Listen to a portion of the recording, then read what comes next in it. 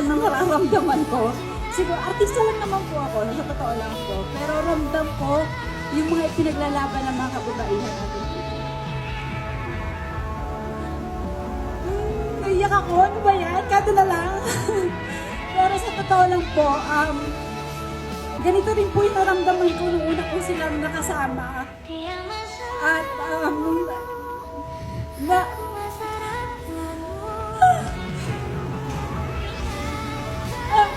sorry po, very emotional talaga ako sa ganito. Kasi totoo po yung nangyari sa kanila. Totoo po yung nangyari sa mga kababaihan nung panahon po ng World War II. At,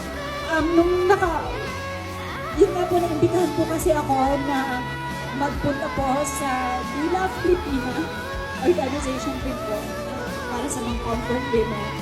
At nakakalungkot po na dalawa na lang po ang nagkaroon sa kanila doon. Ngayon nga po nagsalita po sila na kailan kaya nila matatanggap yung hustisya na nararapat para sa kanila. Kasi konti na lang sila.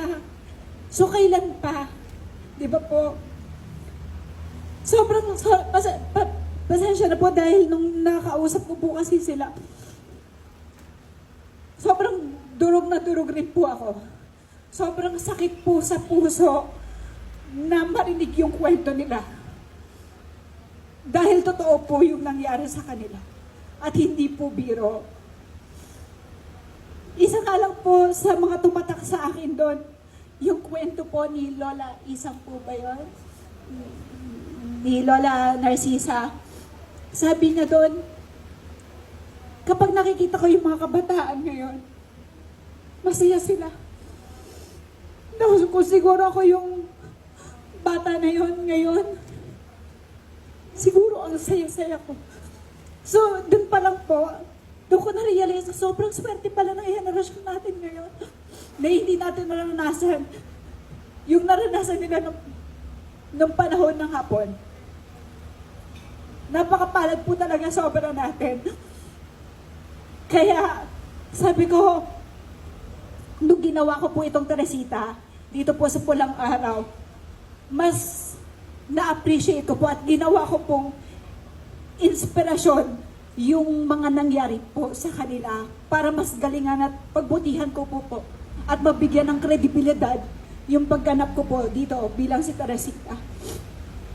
Kaya po sa mga lola po natin na nakipaglaban, nakipagsapalaran na pinaglaban yung sarili nila bilang kababaihan, saludo po ako sa inyo. Saludo po ako sa katatagan ninyo. Kaya, ito pong show ng Pulang Araw, asahan nyo po na isa to sa magiging boses ng ating mga comfort women.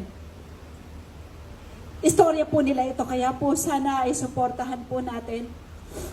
At sana po ito pong istorya ng Pulang Araw ay makatulong para makatulong sa kanilang ipinaglalaban. At kayo po ang inspirasyon namin, lalo na po ng mga kababaihan ngayon at sa mga susunod pang henerasyon. Mabuhay po ang mga comfort women. Pasensya